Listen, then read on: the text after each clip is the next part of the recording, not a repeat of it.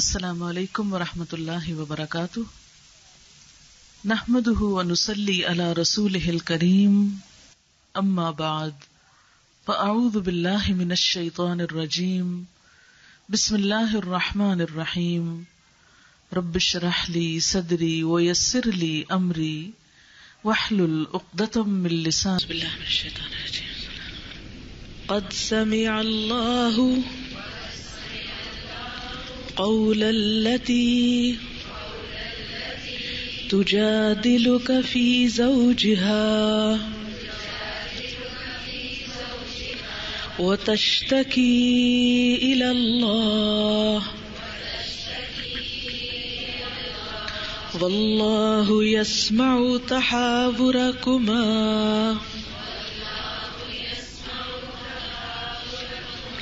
ان اللہ سمیع بصیر الذین یظاہرون منکم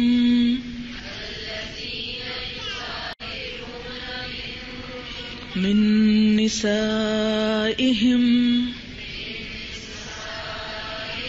ما ہن امہاتہم ان امہاتہم الا اللائی ولدنہم وانہم لیقولون منکرا من القول وزورا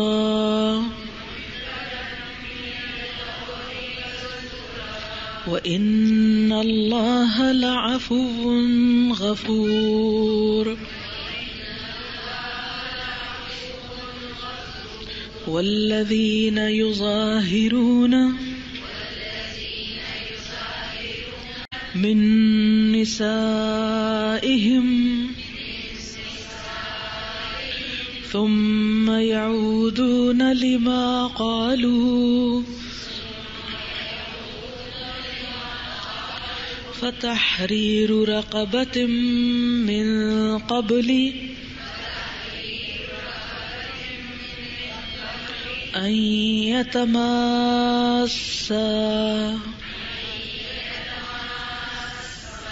ذلكم توعظون به والله بما تعملون خبير فمن لم يجد فصيام شهرين متتابعين من قبل أن يتماسا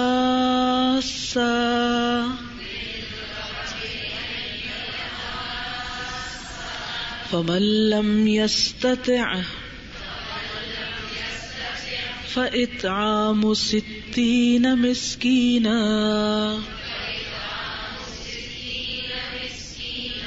ذلك لتؤمنوا بالله ورسوله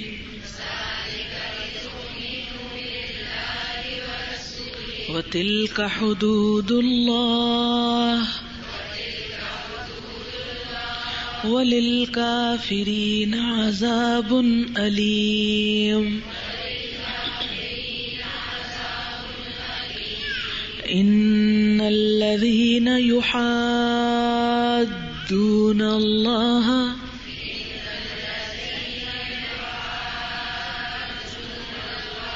ورسوله كبتوا كما كبت الذين من قبلهم وقد أنزلنا آيات بينات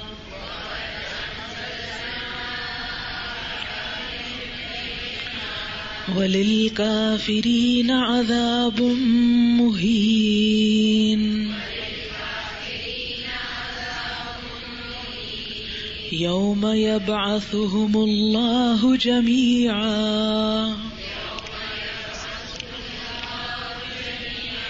فینبئهم بما عملوا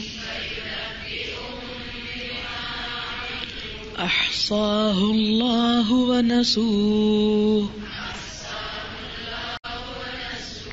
واللہ علی کل شیء شہید.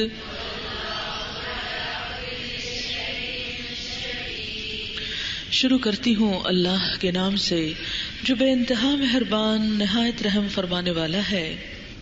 قد تحقیق سمع سن لی اللہ تعالی نے قولا بات التی اس عورت کی تجادلک جو جھگڑ رہی تھی آپ سے فی زوجہا اپنے شوہر کے بارے میں وتشتکی اور شکوہ کر رہی تھی الی اللہ اللہ سے واللہ اور اللہ یسمع سن رہا تھا تحاورکما تم دونوں کی بات چیت.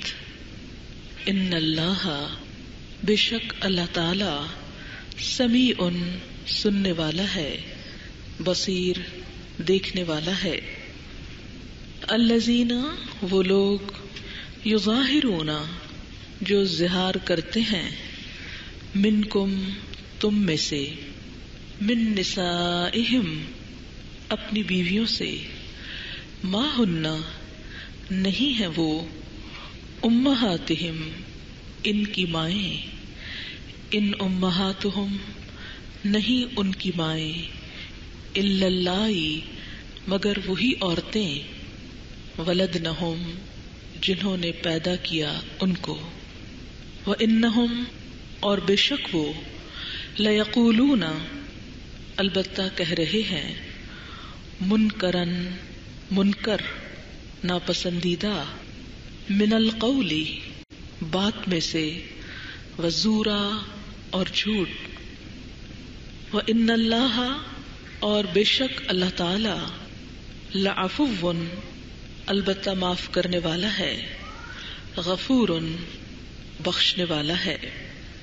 والذین اور وہ لوگ یظاہرون جو ظہار کرتے ہیں من نسائہم اپنی بیویوں سے ثم پھر یعودون لوٹتے ہیں رجوع کرتے ہیں لما قالوا اس کے لیے جو انہوں نے کہا فتحریر تو آزاد کرنا ہے رقبۃ ایک گردن کا من قبل اس سے پہلے ان یتماسا وہ دونوں ایک دوسرے کو ہاتھ لگائیں ذالکم یہ بات توعظون تم نصیحت کیے جاتے ہو بہی ساتھ اس کے واللہ اور اللہ بما تعملون ساتھ اس کے جو تم عمل کرتے ہو خبیر باخبر ہے. فمن لم پس جو نہ یجد پائے فصیام تو روزے رکھنا ہے شہرین 2 مہینے کے متتابعین مسلسل من قبل اس سے پہلے ان یتماسا کہ وہ دونوں ایک دوسرے کو ہاتھ لگائیں. فمن لم یستطع تو جو استطاعت نہ رکھتا ہو فاطعام تو کھانا کھلانا ہے 60 مسکینن مسکینوں کو ذالکا یہ بات لتؤمنوا تاکہ تم ایمان لاؤ باللہ اللہ پر ورسولہ اور اس کے رسول پر وتلک اور یہ حدود اللہ اللہ کی حدود ہیں وللکافرین اور کافروں کے لیے عذاب علیم دردناک عذاب ہے. ان الذین بے شک وہ لوگ یحادون اللہ جو مخالفت کرتے ہیں اللہ کی ورسولہ اور اس کے رسول کی کبتو وہ ذلیل ہوں گے، کما جیسا کہ کبت الذین ذلیل ہوئے وہ لوگ من قبلہم جو ان سے پہلے تھے، وقد انزلنا اور تحقیق نازل کی ہم نے آیات بینات واضح آیات روشن آیات وللکافرین اور کافروں کے لیے عذاب عذاب ہے مہین رسوا کن یوم جس دن یبعثہم اللہ اٹھائے گا ان کو اللہ جمیعاً سب کے سب کو فینبئہم پھر وہ ان کو بتائے گا بما عملوا جو انہوں نے عمل کیے ہوں گے، احصاہ اللہ گن کے رکھا ہے اس کو اللہ نے، ونسوہ اور وہ بھول چکے ہیں اس کو، واللہ اور اللہ علی کل شیء شہید ہر چیز پر گواہ ہے۔ یہ سورت المجادلہ اور المجادلہ دونوں طرح کہلاتی ہے۔ مجادلہ کا لفظ جدال سے نکلا ہے جس کا معنی ہوتا ہے جھگڑا کرنا۔ یہاں پر ایک عورت کے جھگڑے کی بات ہے جو وہ اپنے حق کے لیے کر رہی تھی۔ اسلام سے پہلے عربوں میں یہ رواج تھا کہ کوئی مرد اگر اپنی بیوی سے یہ کہہ دیتا کہ انتی علیہ کا ظاہری امی، کہ تو مجھ پر ایسی ہے جیسی میری ماں کی پیٹھ، تو وہ عورت ہمیشہ کے لیے اس مرد پر حرام ہو جاتی۔ شریعت کی اصطلاح میں اس کو زہار کہا جاتا ہے، کیونکہ زہار کا لفظ زہر سے نکلا ہے۔ زہر پیٹھ کو کہتے ہیں، یعنی بیوی کو ماں کی پیٹھ کی طرح کہنا۔ مدینہ کے ایک مسلمان صحابی جن کا نام اوس بن صامت تھا، انصاری تھے، انہوں نے اپنی بیوی خولہ بنت ثعلبہ کو ایک بار یہی لفظ بول دیے۔ وہ رسول اللہ صلی اللہ علیہ وسلم کے پاس آئیں اور اپنے ساتھ ہونے والا واقعہ بتایا۔ آپ صلی اللہ علیہ وسلم نے عرب کے قدیم رواج کے مطابق یہ فرمایا کہ میں خیال کرتا ہوں کہ تم اس پر حرام ہو گئی ہو۔ خولہ کو یہ پریشانی ہوئی کہ میرا گھر اور میرے بچے اس مرد کی ایک بات کی وجہ سے برباد ہو جائیں گے۔ وہ فریاد اور زاری کرنے لگی اور آپ صلی اللہ علیہ وسلم سے بار بار مطالبہ کر رہی تھی کہ میرے اس مسئلے کا کوئی حل نکالا جائے، لیکن آپ کے پاس گزشتہ معلومات کے مطابق ایک ہی حل تھا یا ایک ہی بات تھی، کوئی اور نہیں۔ اس لیے آپ یہی فرماتے تھے کہ اب تم دونوں کے درمیان ایک طرح سے طلاق ہو گئی ہے۔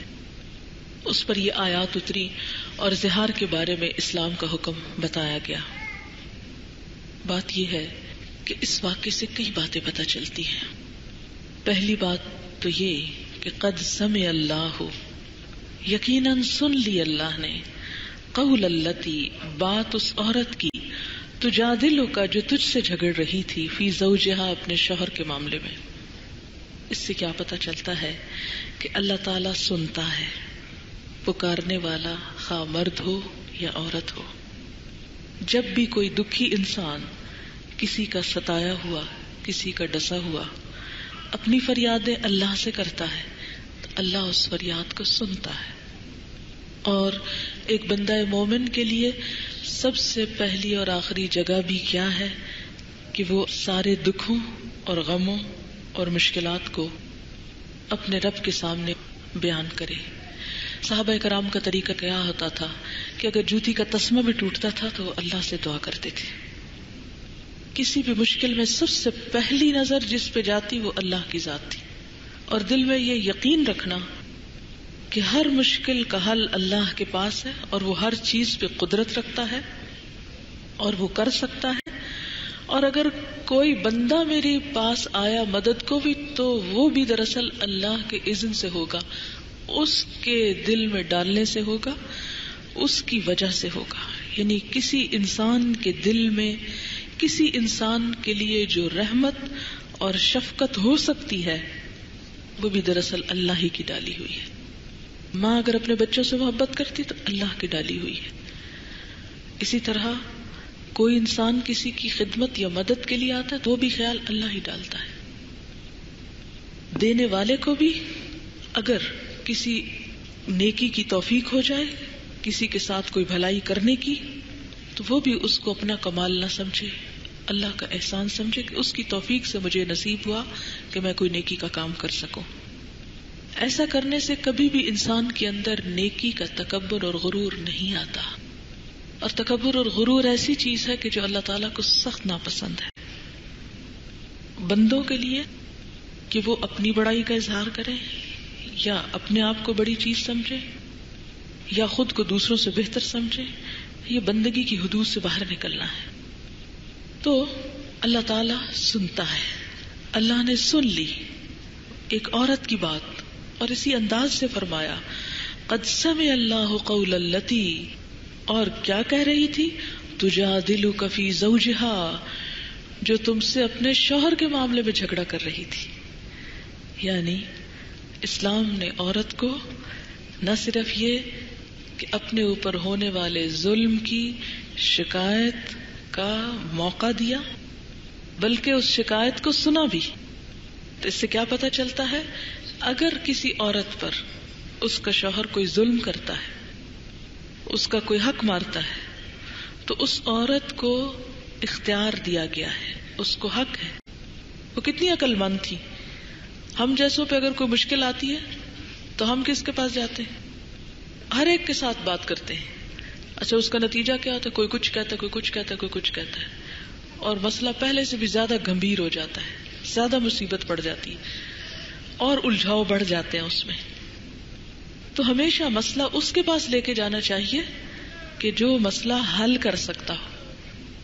ایسے شخص کے پاس جا کر شوہر کی شکایت یا کسی کی بھی شکایت، وہ غیبت میں نہیں آتا اور نہ ہی وہ کوئی گناہ میں آتا ہے، کیونکہ لا يحب اللہ الجہر بالسوء من القول الا من ظلم. اللہ تعالی پسند نہیں کرتا کہ کوئی شخص برائی کے ساتھ زبان کھولے مگر جس پہ ظلم کیا گیا. کہ مظلوم کو یہ حق دیا ہے اسلام نے کہ وہ اپنے ظلم کی داستان بیان کرے. وہ داستان بیان کرے گا تو اس کو حق ملے گا، اس کے ظلم کا مداوع ہوگا. لیکن اس کا یہ مطلب نہیں کہ ایک مظلوم جو ہے وہ ہر راہ چلتے شخص کو پکڑ کے کھڑا ہو جائے اور اپنی کہانی سنانے لگے. اس سے کیا ہوتا ہے؟ معاشرے میں بے چینی پھیلتی ہے. کہاں سنائے؟ جو اس مسئلے کو حل کر سکے. وہ گھر کا سربراہ ہو سکتا ہے، وہ والد ہو سکتا ہے، وہ کسی خاندان کے اندر کوئی بزرگ ہو سکتا ہے، کوئی دینی عالم ہو سکتا ہے، کوئی جج ہو سکتا ہے، کوئی عدالت ہو سکتی ہے. تو ایسے موقع پر جب کسی کی بات جا کے کی جائے تو وہ غیبت نہیں ہوتی. قد سمع اللہ قول التی تجادلک، جو جھگڑ رہی تھی آپ سے، یعنی اپنے حق کے لیے جھگڑ رہی تھی، فی زوجہا، اپنے شوہر کی شکایت کر رہی تھی، وتشتکی الی اللہ، اور اللہ سے شکوہ کر رہی تھی، اللہ سے شکایت کر رہی تھی. آپ سے جھگڑ رہی تھی، اللہ سے شکایت کر رہی تھی. یہ کیسے؟ جب آپ سے بار بار ایک چیز کو ریپیٹ کرتی کہ میرے مسئلے کا حل نکالیے، اور آپ فرماتے کہ میرے پاس اس کے سوا کوئی حل نہیں، تو پھر وہ آسمان کی طرف دیکھی، یا اللہ تو میرے مسئلے کا حل عطا کر، تو میری مشکل کو آسان کر. کیونکہ وہ اپنے خاندان کے بارے میں پریشان تھی. حضرت عائشہ رضی اللہ تعالیٰ عنہ کی روایت آتی بخاری میں، کہتی ہیں کہ اللہ تعالیٰ کس طرح بندوں کی بات سنتا ہے. کہ یہ عورت حضور صلی اللہ علیہ وسلم سے گھر کے ایک کونے میں اپنا مسئلہ بیان کر رہی تھی اور میں تھوڑے ہی فاصلے پہ بیٹھی تھی. مجھے سمجھ نہیں آئی کہ یہ کیا مسئلہ لے کر آئی ہے. یعنی آپ نے بھی یہ نہیں کیا کہ جو مسئلہ لائی تو آپ حضرت عائشہ کو بلا لیتے اور کہتے سب اور امہات کو بلاؤ اور یہاں ایک مجلس قائم کرتے ہیں اس جھگڑے کے حل کے لیے. کہتی ہے کہ میں نے نہیں سنا کہ یہ کیا کہہ رہی ہے، مجھے نہیں سمجھ میں آیا، اور اللہ نے 7 آسمانوں کے پیچھے سے اس کی بات سن لی. اللہ تعالیٰ کیسے بندوں کی بات سنتا ہے. اور مظلوم کی پکار تو سیدھی وہاں پہنچتی ہے. یہ الگ بات ہے کہ ہر چیز کا ایک وقت مقرر ہوتا ہے، لیکن اللہ سنتا ہے اور کبھی بھی اس میں انسان کو مایوس نہیں ہونا چاہیے.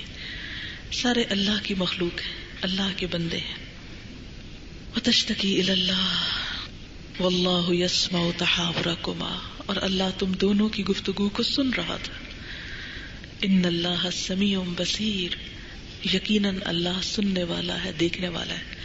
کہتے ہیں جب یہ بہت بوڑھی ہو گئی، ایک دفعہ حضرت عمر کو راس جاتے ہوئے پکڑ کے کھڑی ہو گئی اور ان سے بہت دیر تک کچھ بات کرتی رہی، کوئی نصیحتیں کرتی رہی، ان کا پچھلا دور یاد کرا کے.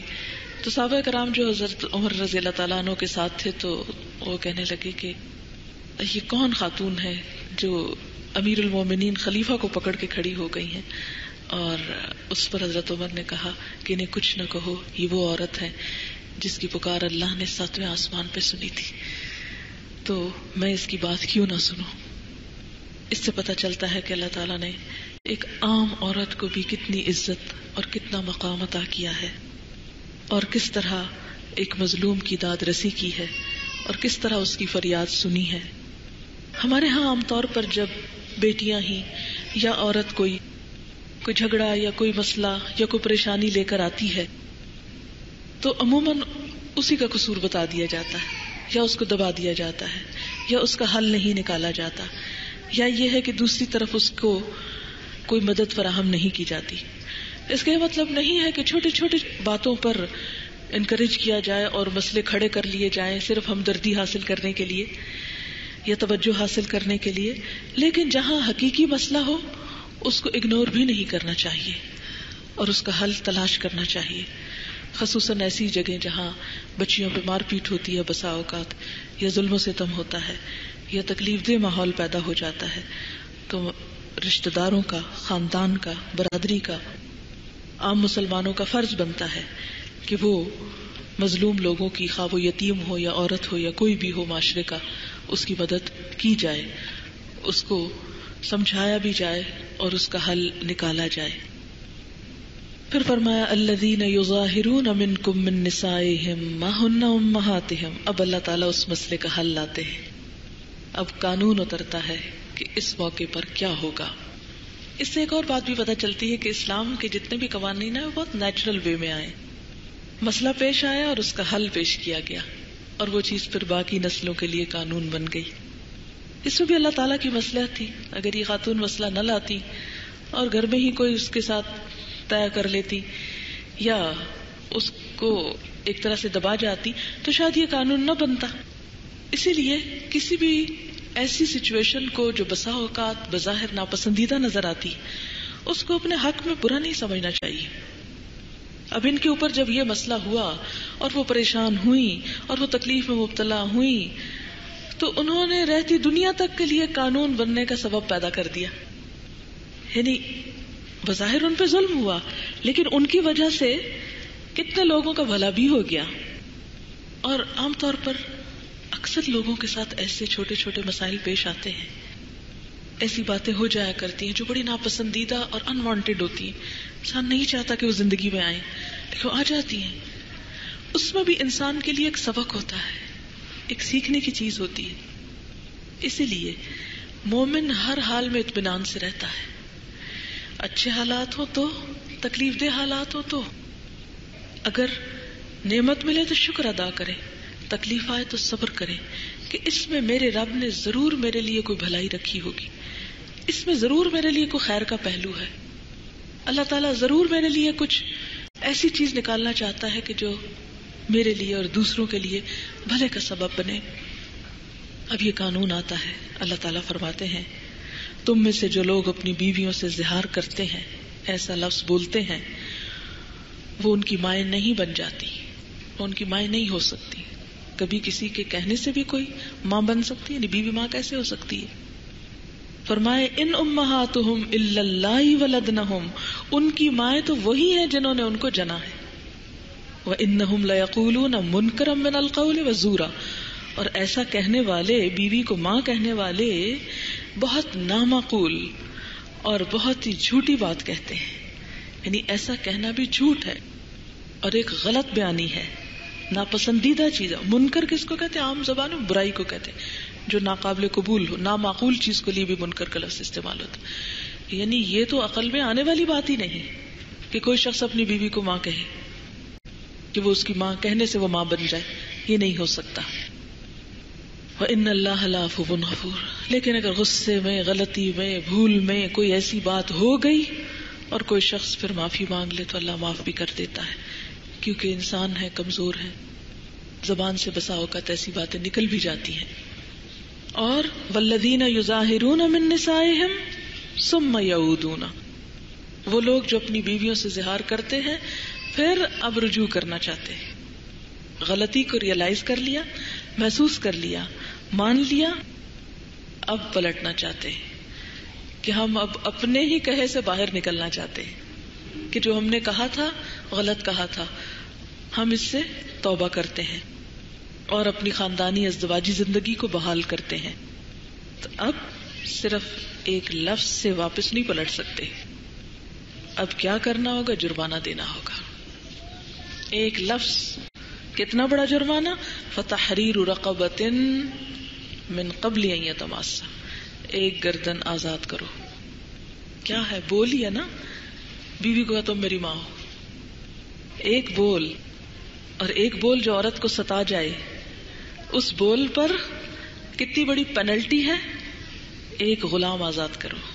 آج کل غلام تو کوئی نہیں ہوتے، لیکن آپ سمجھے کہ اگر ایسی ہے جیسے کوئی کہے کہ ایک اونٹ خرید کے ذبح کرو، یا یہ کہ ایک گائے بھینس کتنے ہزار کی پڑتی ہے. اس زمانے میں اگر غلام خریدے جاتے بھی تو ہزاروں لاکھوں میں ہوتے تھے. یعنی جانوروں سے بڑھ کر قیمت تھی انسان کی. تو ایک لفظ کا جرمانہ، فائن، پینلٹی کتنی؟ ایک غلام آزاد کرنا. اور اس وقت تک تم دوبارہ بیوی کو ہاتھ نہیں لگا سکتے، اس کے پاس نہیں جا سکتے جب تک تم یہ ادا نہ کر چکو. ذالکم، یہ بات توعظون بہ، اس جرمانے کے ساتھ تم کو نصیحت کی جاتی. یعنی یہ نصیحت صرف زبانی نہیں، اب اس کا خسارہ بھی بھرنا پڑے گا. یعنی یہ نصیحت ایک بہت بھاری نصیحت ہے. واللہ بما تعملون خبیر، اور اللہ خوب جانتا ہے جو بھی تم عمل کرتے ہو، اس کو سب پتا ہے. فمن لم یجد، اور جو نہ پائے. ایک بات آپ قرآن کی غور کریں گے کہ جہاں غلاموں کا ذکر آتا ہے نا کہ غلام آزاد کریں، ساتھ ہی آپ دیکھیں گے ہر جگہ یہ لازمی آئے گا فمن لم یجد، جو نہ پائے. یہ اللہ کو پتا تھا نا کہ ایک دور ایسا آئے گا جب یہ نہیں ہوگا. اس سے آپ اسلام کی یونیورسلٹی دیکھ سکتے ہیں کہ ہر دور کے لیے پریکٹیکل ہے.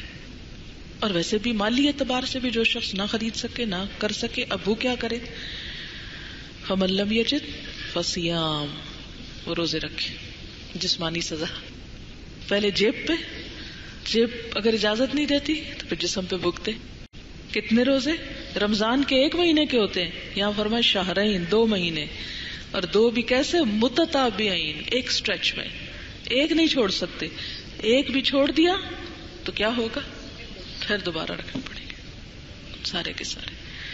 1 مہینہ بھی جیسے گزرتا سب کو پتہ ہی ہے کہ گن گن کے گزارتے، اتنے رہ گئے اتنے رہ گئے. اور ایک کی بجائے اگر وہ عید والے دن پتہ چلے آج سے 1 مہینہ اور ہو گیا ہے تو ایک مشکل کام ہے.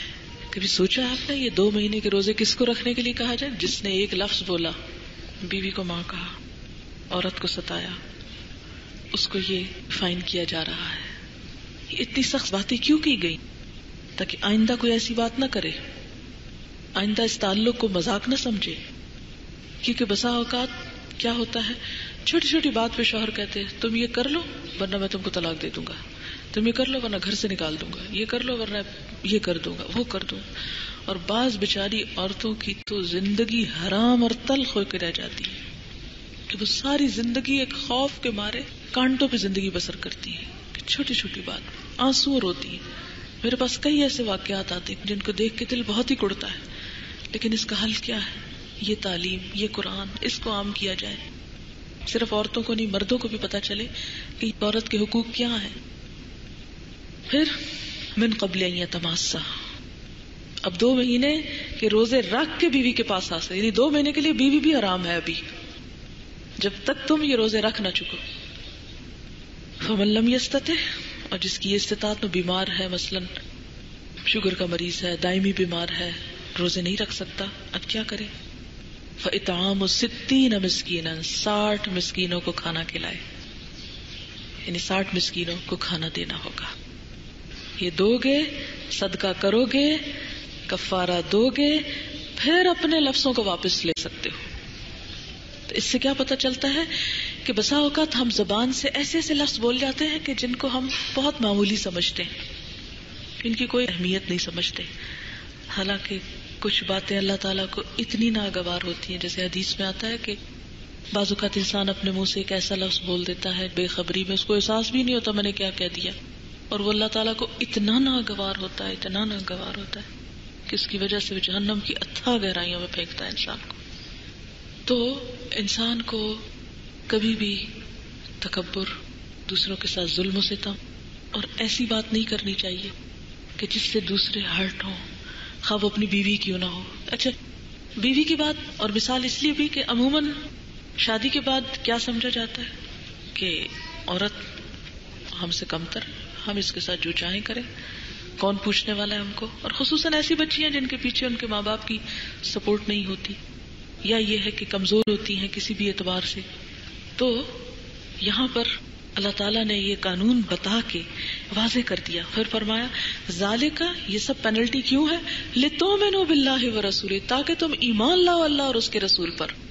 یعنی یہ ایمان کا تقاضا ہے تاکہ تمہیں پتہ چلے کہ ایمان لانا کوئی مذاق اور کھیل نہیں, ایمان والوں اور غیر ایمان والوں کے درمیان فرق ہو. اس طرح اخلاق اور کردار کو مسلمانوں کے سنبھالا گیا, اور جب یہ قانون دے دیا گیا تو پھر ظاہر ہے کہ جو یہ بولے گا سوچ کے ہی بولے گا. ہر ایک پھر اتنا عام نہیں استعمال کر سکتا ایسے الفاظ کو اور ایسی باتوں کو. ذالک لتؤمنوا باللہ ورسولہ, تاکہ تم ایمان لاؤ اللہ اور اس کے رسول پر. وتلک حدود اللہ, اور یہ اللہ کی حدود ہے, یہ اللہ نے قانون دیا ہے. وللکافرین عذاب علیم, اور کافروں کے لیے دردناک عذاب ہے. یہاں کافر کون ہے؟ اس حکم کا انکار کرنے والے. یہاں کافروں سے مراد کوئی کلمہ نہ پڑھنے والے نہیں ہیں, کیونکہ ان کے لیے تو قانون ہی نہیں ہے. انہوں نے اس کا کیا کفر کرنا ہے, وہ تو ہر چیز کے کفر کیے ہوئے. لیکن جو اس اصول کو نہیں مانے گا, اس کا انکار کرے گا, یعنی زبان سے کچھ بولے گا. اور جیسے آپ دیکھیں گے اب یہ تو چونکہ عرب جاہلیت میں ایک رواج تھا زہار کا لفظ استعمال کرنا. آج کے دور میں زہار کا لفظ تو نہیں بولتے, لیکن بہت سے ایسی چیزیں سامنے آتی ہیں کہ بسا اوقات طلاق بول کے پھر کہا میں نے جیسے ہی کہا تھا, مذاق کیا تھا. پھر کبھی کہا کہ نہیں وہ میری نیت نہیں تھی, وہ میں ایسے تمہیں دھمکی دے رہا تھا. ایسے خواتین کو مسئلے ہوتے ہیں کہ شوہر طلاق بول بھی دیتے, پھر انکار کر دیتے, پھر خود ہی رجوع کر لیتے ہیں, پھر بیوی کو جانے بھی نہیں دیتے. یعنی ایک عجیب و غریب زندگی بنا کے رکھتے ہیں کہ جس میں حلال حرام کی کوئی تمیز ہی نہیں رہتی. میرے ذاتی علم میں ایک کپل ایسا ہے کہ اس خاتون نے خود آ کے مجھے بتایا کہ بے شمار دفعہ میرا شوہر مجھ کو طلاق دے چکا اور اس کے باوجود مجھ کو رکھا ہوا ہے. وہ کہتا نام تو لو, تم کسی کے سامنے مار نہ ڈالو کہ میں نے تم کو طلاق دی. یہ اللہ کی حدود ہیں, حرام اور حلال کے درمیان حد واضح ہے. طلاق بھی کیا ہے, منہ کا ایک بول ہے نا, اس کو بھی بے دریغ یوں نہیں استعمال کیا جا سکتا. تلک حدود اللہ وللکافرین عذاب علیم, جو ان حدود کو توڑے گا سخت سزا پائے گا. اور پھر آپ دیکھیں کہ صرف لغو باتوں سے فطرت کے قوانین نہیں بدلا کرتے کہ ہم بےہودہ بیکار باتیں اپنے منہ سے نکالتے رہیں اور اللہ تعالیٰ کے قانون یا فطرت کو بدل ڈالیں. اور پھر اس قانون کی پابندی ایمان کا حصہ ہے. اس کو ایمان سے نتھی کر دیا گیا کہ جو ایمان رکھتا ہے اس کی پابندی کرے گا. اور پھر ساتھ مزید سخت الفاظ سے فرمایا ان الذین یحادون اللہ ورسولہ, جو لوگ اللہ اور اس کے رسول کی مخالفت کرتے ہیں. مخالفت کیسے ہوتی ہے؟ یعنی اللہ رسول جو فرما رہے ہیں ان کی عملی زندگی اس کے بالکل اپوزٹ جا رہی ہے. وہ کچھ قانون بتاتے ہیں, یہ کچھ اور کرتے ہیں. وہ کچھ فرماتے ہیں, یہ کچھ اور کر رہے ہیں.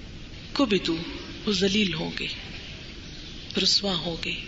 کما کبت الذین من قبلہم, جیسے وہ لوگ رسوا ہوئے جو ان سے پہلے تھے. وقد انزلنا آیات بینات, اور یقیناً ہم واضح کھلی روشن آیات نازل کر چکے ہیں, بتا چکے ہیں, اتار چکے ہیں, ہدایات صاف صاف لا چکے ہیں. کوئی یہ نہیں کہہ سکتا کہ مجھے تو پتہ ہی نہیں کہ قرآن میں یہ لکھا ہوا, میں تو جانتا ہی نہیں اس قانون کو. کیونکہ بہت سارے لوگ جس طرح کے کام کرتے ہیں, جیسے طلاق پہ طلاق دیے گئے اور بیوی بھی رکھی, حرام میں سب رہ رہے ہیں, تو عموماً کیا کہتے ہیں پتہ ہی نہیں تھا. تو بات یہ ہے کہ کسی قانون سے اگنورنس آپ کو سزا سے نہیں بچا سکتی. آپ کو پتا ہونا چاہیے آپ مسلمان ہیں، آپ کو جاننا چاہیے. وَلِلْكَافِرِينَ عَذَابٌ مُهِينٌ، اور کافروں کے لیے رسوا کرنے والا عذاب ہے. یعنی ان سب قوانین کو توڑنے والوں کے لیے اللہ تعالیٰ نے جو چیز رکھی ہے دنیا میں وہ کیا ہے؟ رسوائی، ذلت، بربادی. یوم یبعثہم اللہ جمیعا، اگر دنیا میں کوئی اس کی پکڑ سے بچ گیا تو وہ دن باقی ہے ابھی، جس دن اللہ سب کو اٹھا کھڑا کرے گا جمیعاً، سب کے سب کو، کوئی نہیں بچے گا. فینبئہم، پھر وہ ان کو بتائے گا، آگاہ کرے گا، بما عملوا، جو انہوں نے عمل کیے ہوں گے، جہاں جو بولا ہوگا، جو کیا ہوگا، کچھ بھی وہ ان کے سامنے لے آئے گا. اور ان اعمال کے لیے اللہ تعالیٰ نے کیا لفظ استعمال کیا؟ احصاہ اللہ، اللہ نے اس کو شمار کر کے رکھا ہے، گن گن کے رکھا ہوا ہے. کس شخص نے اپنے منہ سے کس وقت کیا بات نکالی، کل زندگی میں کتنے جھوٹ بولے، 100 یا 101 ود ایگزیکٹ فگر. اتنی نمازیں پڑھنی تھی، اتنی پڑھی اور اتنی نہیں پڑھی. اتنے روزے فرض تھے، اتنے خالی ہیں. اتنا یہ کام کرنا تھا، یہ نہیں کیا. اور یہ منع کیا گیا تھا، یہ اتنی دفعہ ریپیٹ کیا گیا. احصاہ اللہ ونسوہ، اللہ نے تو گن لیا اور یہ خود بھولے ہوئے. ہمارا یہی حال ہے نا، اگر ہم سے کوئی پوچھے آج تک کتنی نمازیں چھوڑی، سچی بات ہم کو کوئی یاد نہیں ہوگا کیا کر چکے، لیکن اللہ نے گن رکھا ہے. احصاہ اللہ ونسوہ، اللہ نے اس کو شمار کر رکھا ہے اور لوگ اس کو بھول جاتے ہیں. واللہ علی کل شیء شہید، اور اللہ تو ہر چیز پہ گواہ ہے، تو سامنے دیکھ رہا ہے کہ اس کا کیا عمل ہے. اگر آج ہم کو نظر نہیں آتا تو مومن ہونے کے ناطے ایمان ہونا چاہیے ہمارا، کل کو بتایا جائے گا. تو اس سے پہلے کہ وہ گن کے سامنے لایا جائے، توبہ استغفار کرنی چاہیے، اپنے گناہوں کی معافی مانگنی چاہیے، اپنے اعمال کی اصلاح کر لینی چاہیے، اللہ کی حدود اور قوانین کو جان لینا چاہیے کہ ہمیں کس طرح بحیثیت مسلمان ایک زندگی بسر کرنی ہے. وآخر دعوانا الحمدللہ رب العالمین. تھوڑی دعا کر لیتے ہیں. سبحان اللہ والحمد للہ ولا الہ الا اللہ واللہ اکبر ولا حول ولا قوة الا باللہ العلی العظیم. اللہم صل علی محمد وعلی آل محمد کما صلیت علی ابراہیم وعلی آل ابراہیم انک حمید مجید. اللہم بارک علی محمد وعلی آل محمد کما بارکت علی ابراہیم وعلی آل ابراہیم انک حمید مجید. ربنا آتنا فی الدنیا حسنۃ وفی الآخرۃ حسنۃ وقنا عذاب النار. یا اللہ پاک، جو کچھ ہم نے پڑھا ہے، سنا ہے، ہمیں اس پر عمل کی توفیق عطا فرما. ہمیں اپنے حدود اور اپنے قوانین کا لحاظ رکھنے کی توفیق دے. یا رب العالمین، ہمیں دین کا صحیح فہم عطا فرما. ہماری زندگیوں کو اپنی اطاعت کے مطابق کر لے. یا اللہ ہماری زبان کی حفاظت فرما، ہماری زبانوں سے غلط لفظ نہ نکلے. یا اللہ ہماری نیت کو اپنے لیے خالص کر لے. ہمارے کاموں میں اور وقت میں، زندگی میں برکت پیدا کر دے. یا اللہ تو ہمیں اپنا مقرب بندوں میں شامل کر لے. جتنے بھی حاضرین مجلس ہیں، ان کے دلوں میں جو دعائیں اور نیک تمنائیں، ان کو پورا فرما. یا اللہ تو مسلمانوں کے دلوں کو جوڑ دے، ان میں اتفاق اور اتحاد پیدا فرما. لا حول ولا قوة الا باللہ العلی العظیم. یا اللہ تو ہم سب پر اپنی رحمت نازل فرما، ہمیں دین میں استقامت عطا فرما. ربنا تقبل منا انک انت السمیع العلیم وتب علینا انک انت التواب الرحیم. وصلی اللہ تعالی علی خیر خلقہ محمد وعلی آلہ واصحابہ واہل بیتہ اجمعین برحمتک یا ارحم الراحمین. الہی آمین. سبحانک اللہم وبحمدک نشہد ان لا الہ الا انت نستغفرک ونتوب الیک. والسلام علیکم ورحمۃ اللہ وبرکاتہ.